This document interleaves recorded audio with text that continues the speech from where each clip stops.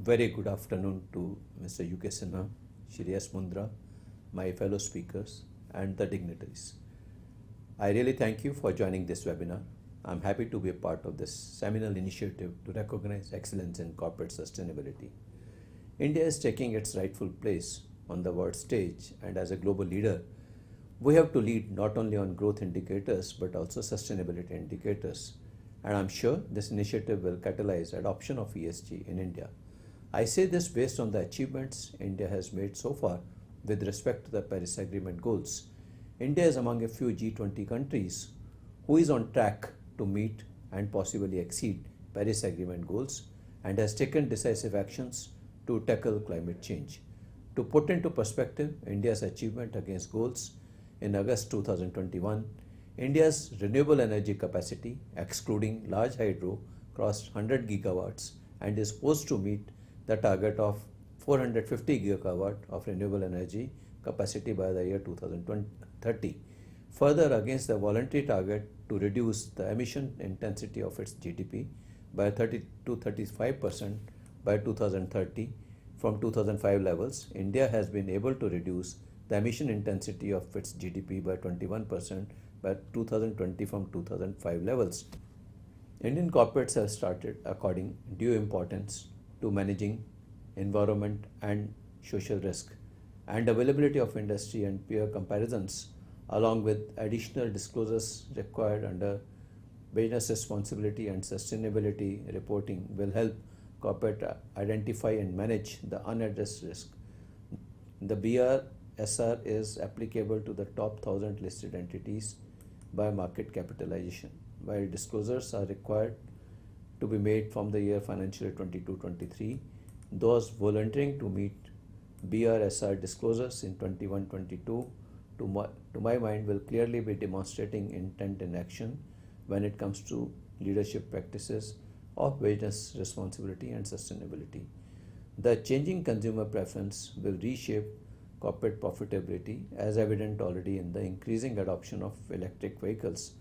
Data from SMEV reflect that EV sales have witnessed a CAGR of 63% in the 4-year period from the year 15-16 to 19-20, though on a low base.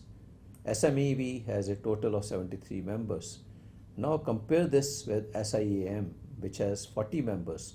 Clearly that the trajectory for adoption of EVs is evident. In 5 years, we may see internal combustion engine vehicles losing market share to EVs. Single-use plastic manufacturers will also go out of business, and unless corporates have a roadmap for the net zero, their contingent liabilities will spiral out of control. This is well recognized by all countries that have ratified the Paris Accord. According to Carbon Disclosure Project, Indian companies stand to collectively lose over 7.14 lakh crore if they do not act to mitigate climate risk in the next 5 years. These risks come from physical phenomena like floods, emerging regulations, emission caps, changing customer behavior and preferences, and even potential legal issues. But if done right, opportunities worth rupees 2.9 lakh crore could emerge. India's nationally determined contribution estimates investment for meeting Paris Accord obligations as high as USD 170 billion per annum. So far, green finance flows in India have been 1/10 of our investment requirements. In financial year 2017, green finance inflows were only USD 17 billion, and in financial year 18, it increased marginally to USD 21 billion. During the year 2016-17 and 17-18, domestic private investors contributed the largest share, which is 63% and 51% of about INR 139,000 crores through debt and equity respectively. Commercial financial institutions accounted for 40% of these funds. Nearly all the funds were directed towards renewable energy development in the country. Public finance was disbursed either by the central government's line ministries and state departments 37% or by dedicated public sector undertaking PSUs 63%. The bulk of public finance was directed towards the power generation sector, which is 70%, followed by energy efficiency and power transmission, that is 20%, and sustainable transportation, 10%. Based on past flows of funds and assuming the same pattern continues, EGR ESG Risk.ai estimates that banks have to fund 40% of annual NDC requirements, which means the annual demand on the banks will be USD 66 billion. To put this task in perspective, total credit outstanding to the power sector as on March 2021 is only USD 87 billion. According to a report of the Department of Economic Affairs, Ministry of Finance, the dependence on domestic resources for climate finance is very high, and based on the data on credit outstanding, scheduled commercial banks account for a major share. This also implies that there is a clear need to lay stress on increasing the international share of climate finance. Banks have always been the backbone of India's economic growth, and as India pivots to the sustainable growth, the banking sector will have to accelerate green lending and measure and report their own portfolio performance on the ESG. There is a growing need to sensitize India's financial sector to the importance and benefits of green finance. A formal definition of green finance in India would enable more precise tracking of finance flows to green sectors, which in turn would help design effective policy regulations and institutional mechanism directed towards increasing both public and private investment in green sectors. India's green finance definition could be formed through a combination of adopting international practices, developing a set of principles for green economic activities, and obtaining stakeholders' view. Additional steps would include disclosure of climate change risk in the financial system, directed policy and regulations to incentivize green finance, and penalties for carbon intensive investments. Unless banks are able to provide adequate credit to green projects and measure risk in their portfolio, the bank's depositors and shareholders will continue to carry ESG risk that can erode their returns. To support acceleration in green financing, a number of structural changes will be needed in traditional lending approach, including evaluation and certification of the green credentials of each project, understanding of corporates' roadmap to achieve net zero and how projects will contribute to achievement of net zero emissions, quantifying contingent risk posed by climate change and funding mitigation of these climate risks so that corporate can maintain the service levels and profitability, evaluating opportunities available in managing climate change and supporting corporate investments for developing new products and services that can support adoption of sustainability practices. How is SBI addressing climate related risk? The growing importance of managing environmental and social impacts has led organizations across the world to continuously enhance their initiative to lend momentum to sustainable development. Mainstreaming environmental and social parameters into SBI's business has been a priority for the bank since long. Keeping in mind its wide reach, the bank is cognizant of the impact it may have on the environment.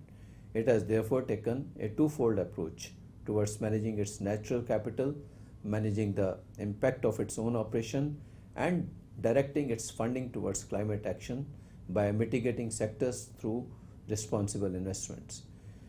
The bank aims to become carbon neutral by the year 2030. That's a key tenet of its climate strategy. In this regard, it has taken a number of initiatives to reduce its carbon impact, including but not limited to the installation of solar power plants, tree plantation, organic farming, and banning the use of single-use plastic on the campus. We are also in the process of identifying climate risks that have the potential to generate a substantive change in the business. The bank acknowledges the increasing risk of climate change embedded in its credit portfolio and has initiated the process of devising a framework for climate risk management in this regard.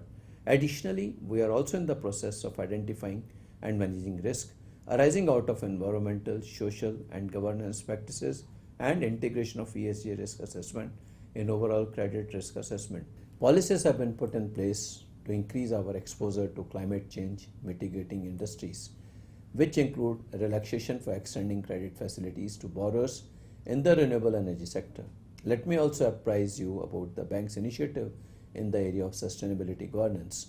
SBI has a sustainability and business responsibility policy to adopt and operate efficiently in a dynamic business landscape. The policy outlines the bank's approach to managing economic, environmental, and social performance in an integrated manner. It identifies the bank's environmental and social focus areas and outlines the general principles for the implementation of sustainability initiatives. The bank gives due consideration to environmental, social, and governance related criteria while making lending decisions to ensure that funding is directed towards the right institutions. For loans valued between rupees 5 crores and rupees 50 crore, every borrower is put through an entry level assessment on various social and environmental criteria. For loans exceeding rupees 50 crores, borrowers are assigned scores on the basis of their performance on various ESG parameters. Over the years, bank has devised products and services to incentivize and ease the transition to environmental friendly technologies. Green Fund contribution utilized for activities like tree plantation, water conservation, sanitation, renewable energy, and waste management. Green Bond, Green Loans. Bonds worth USD 800 millions have been issued since financial year 2018-19. A green loan worth Euro 50 million was raised in financial year 2021.